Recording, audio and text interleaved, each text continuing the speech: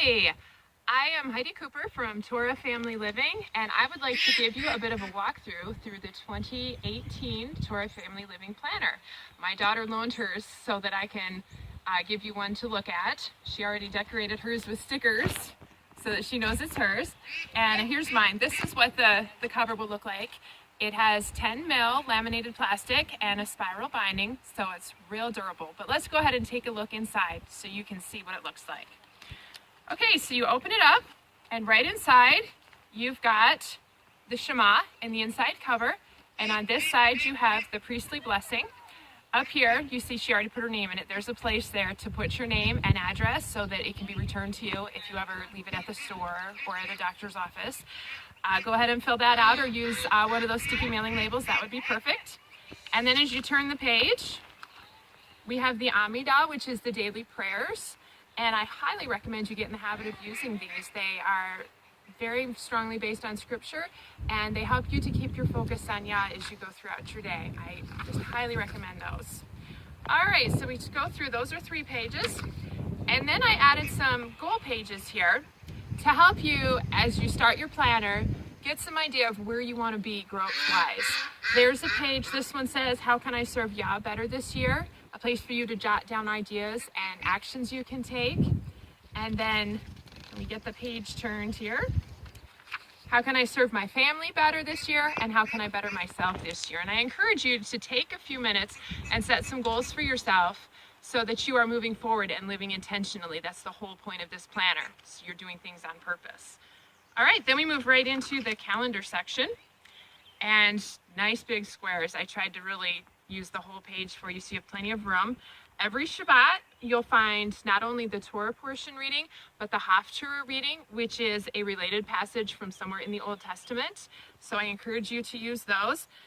Big column here, I like to use that to keep track of what bills I need to pay that month, that type of thing. Use that however you like. All right, let me find a month that has a feast day so you can see how I've got those set up. Here we go. Here I've got Yom Teruah. And I've got it so that you can see it starts at sundown on the 20th and goes to sundown on the 21st. I tried to make that real clear with a blue box here for you. And I also indicated anywhere where a feast day in scripture says no work, so that you know exactly what days are rest days and what days, like in the middle of Sukkot, you're not going to rest for 8 days. So you also know for vacation time purposes, I know that's real important for some of us. So we've got feast days there. So we've got all our calendars, and let me just take a minute here to explain. There are 2 different planners now. I had a request. Some people wanted a planner that goes with the school year. Some people prefer the January to December, so I have both now. This planner that is available for sale right now, this is May 2017. It is on pre-order till the end of May. It is dated from July 2017 to June 2018. So for those of you that still have kids in school, it runs with the school year. My mom obviously does not have kids that are in school anymore, so she has the January to December one. This new style, this one right here, this will be available January to December 2018. It'll be available this fall. Okay, so after the monthly ones, we have our weekly pages. And again, I tried to give you lots of space to write whatever you need. Up here, place for you to put the date. So you don't have to worry about the date, not using a week because you were on vacation or whatnot. It's undated. You can use them how you want. Right here it says must do. These are important things for this week that need to be done. And then must remember. This could be anything from I have a doctor's appointment to I need to pay the credit card, whatever it might be. Shopping list section down at the bottom, and then over here we have a special section just for planning for Shabbat. Some ways that I use the weekly, down at the bottom I like to put what I'm fixing for dinner. I put a to-do list for the whole week running on Sunday. That's our big project day. So Noah, can you move out of the way there, bud? I keep a running weekly list right here and just work on it throughout the week. And then I come across articles or things that we would like to study on Shabbat. I make note of it here, so when Shabbat comes around, I can say, oh yeah, I wanted to read that with my husband, and it's right there for me to remember. So there's 52 of these, There's also verses on the bottom of the monthly and the weekly spreads, and I encourage you to take advantage of those. I picked them to be an encouragement to you and to help you keep your focus on Yah as you go throughout your day. So take advantage of those. After that, after 52 of those, we have lots and lots of blank pages that you can use however you need to. I have some lined ones, and then there are some just blank ones. And I also included, I don't know if you can see, it's kind of faint, but these have a big grid on them that you can use to divide up smaller information. Some ideas of how you might use those, keeping track of field trips if you're a homeschooler, curriculum lists, reading lists, well, reading lists for anybody really. I like to keep a list of books I want to read. If you're a very visual person like me, these blank pages can be really handy for mind mapping to get some ideas down just in big bubbles all over the page. And then the grids, my mother-in-law loves to use the grids. Here, I lost them.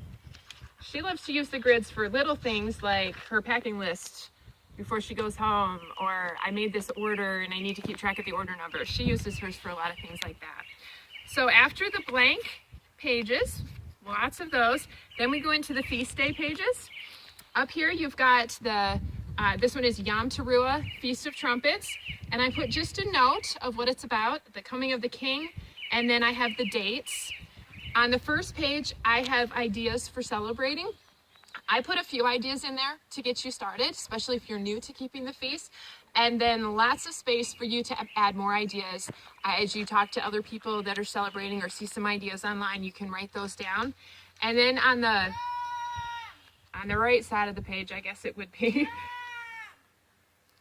you've got a place to write down your plans, write down any special foods you want to prepare, activities or crafts you want to do, and then teachings and scripture that you would like to read for that feast day.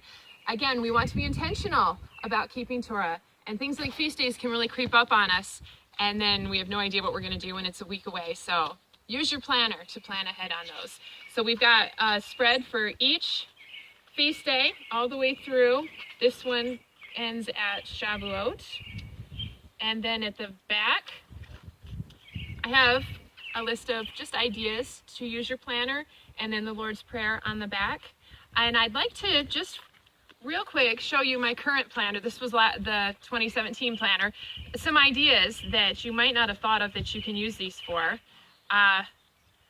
One of them, every time I have to leave the house, because it's kind of a big deal for me, I highlight the whole box so it sticks out to me, and then I know if I really should not have another appointment that week, for example, because I'd be overtaxing myself. I also, if you can see these highlighted circles here, that is my very discreet, simple way of keeping track of my 7 days of Nida. So that's an idea for you there. And I think that is all I wanted to show you. As you can see, I use my planner quite a bit. And my weekly pages really, well, Caleb helped me on that one. Weekly pages get filled. I like to use the highlighter to cross out my to-do list too, so I can see what I actually did. So there is your little tour through the Torah Family Living Planner, the 2018 edition, and the school version starts, the dates start July 2017 and run through June 2018. So I hope you enjoy it as much as I've been enjoying making it and using it. I'll talk to you later. Bye-bye.